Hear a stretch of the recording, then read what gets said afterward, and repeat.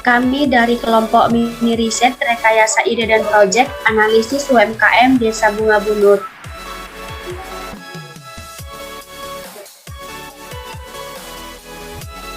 Kami dari kelompok 7 yang beranggotakan saya sendiri Ayusara Syagian, Bevi Arsani Kuba, Maisi Kurniati Smorangkir, Megawati Putri Simanjuntak, dan Sulastri Anggun Sitio.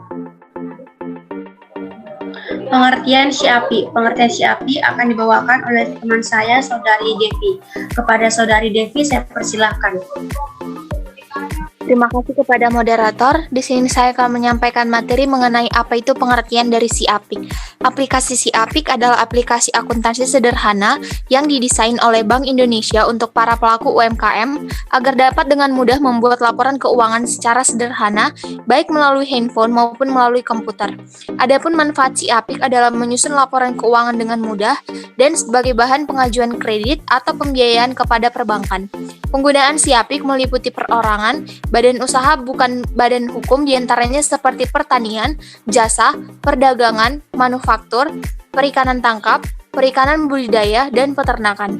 Bisa digunakan untuk pencatatan setiap transaksi, di mana nanti hasilnya bisa juga menjadi semacam laporan keuangan bagi pelaku usaha dan berharap kerapian dan pencatatan transaksi dapat membantu pelaku usaha mendapatkan pembiayaan perbankan maupun finance. Saya kembalikan kepada moderator.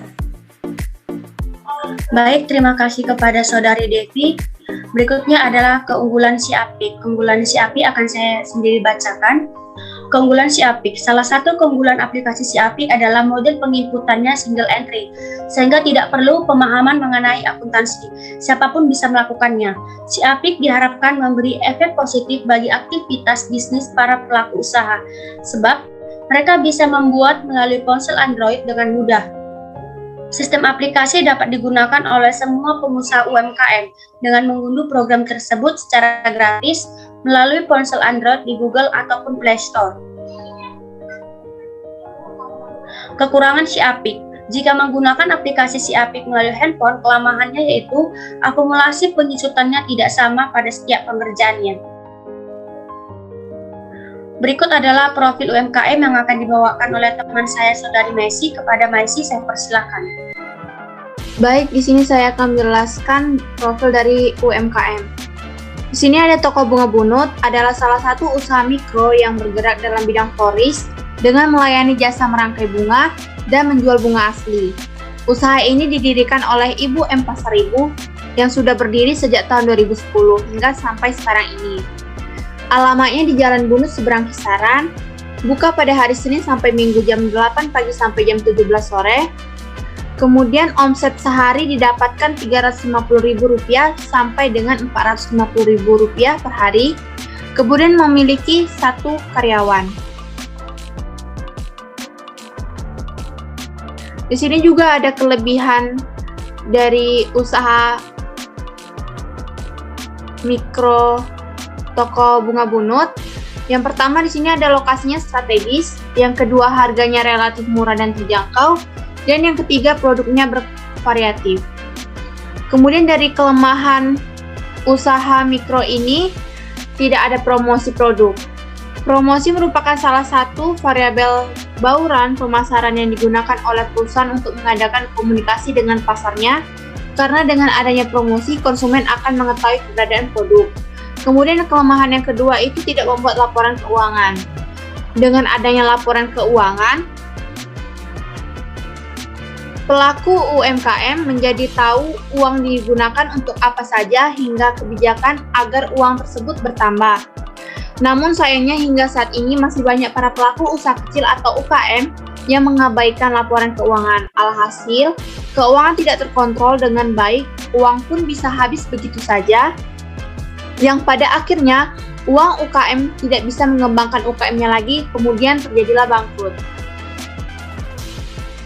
Kemudian saya kembalikan ke moderator. Baik, terima kasih kepada Saudara Maisi. Berikutnya adalah laporan keuangan. Laporan keuangan akan dibawakan oleh teman saya, Saudari Sulastri. Kepada Saudari Sulastri, saya persilakan. Terima kasih kepada moderator. Di sini saya akan membawakan tentang laporan keuangan yang kami dapatkan dari hasil mini riset dari toko Bunga Bulut, di mana nama pemilik toko Bulut itu Ibu M Pasaribu, alamatnya Jalan Bulut seberang Kisaran, yang diproduksi itu adalah bunga, di mana dalam laporan keuangan terdapat kas sebesar 9.500.000, piutang sebesar 1.200.000, peralatan sebesar 4 juta, utang usaha sebesar 1.700.000 rupiah, modal awal yang di-store sebesar 20 juta, dan saldo labanya sebesar 5 juta.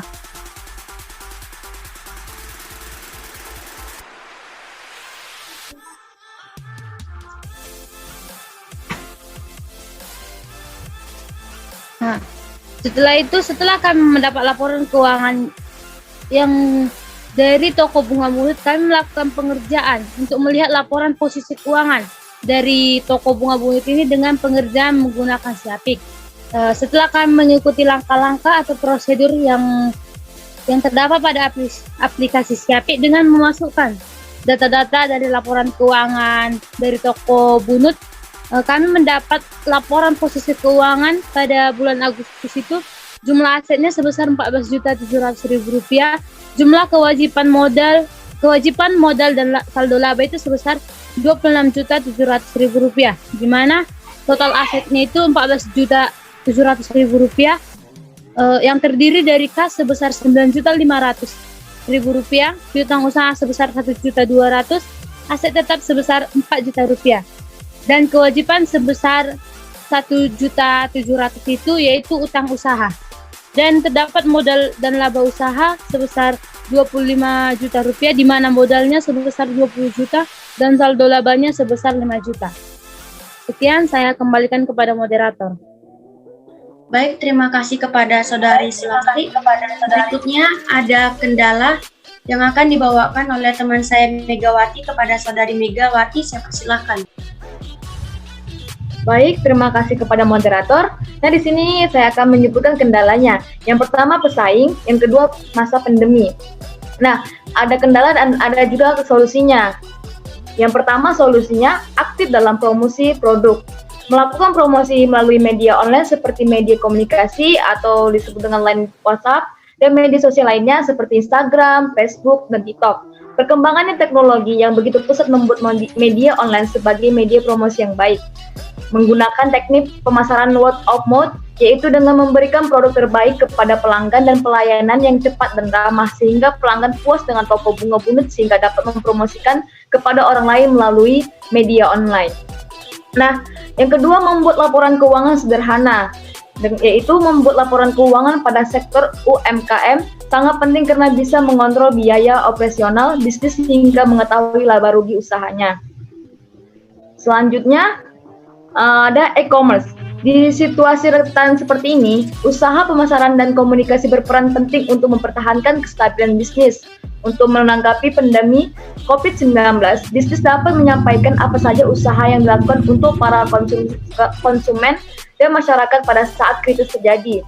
Nah, strategi-strategi yang sudah diulas di atas, seperti melakukan delivery dengan menyalurkan melalui e-commerce, bertujuan untuk membantu konsumen untuk tetap aman saat belanja. Sampaikanlah tujuan tersebut kepada konsumen agar konsumen tahu bahwa bisnis peduli pada keamanan kesehatan konsumen. Nah, yang terakhir meningkatkan produk dan pelayanan. Rangkaian bunga yang menarik, mengadakan diskon untuk hari-hari atau event tertentu, dan komunikasi yang baik antara pembeli dan penjual. Nah, selanjutnya gambaran usaha yang akan dibuat. Nah, ini ada gambaran simbol dari aplikasi seperti Instagram, Facebook, Twitter, TikTok itu.